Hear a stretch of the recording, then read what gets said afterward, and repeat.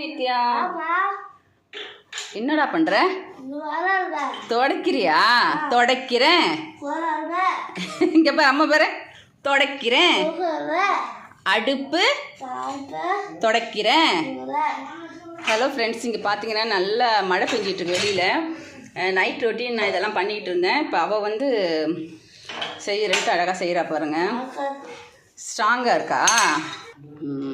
Correct, very good, கரெக்டாக வச்சிட்டாலே. இதுக்கு பேர் என்னம்மா? ஸ்டவ்வு. Stove, gas stove.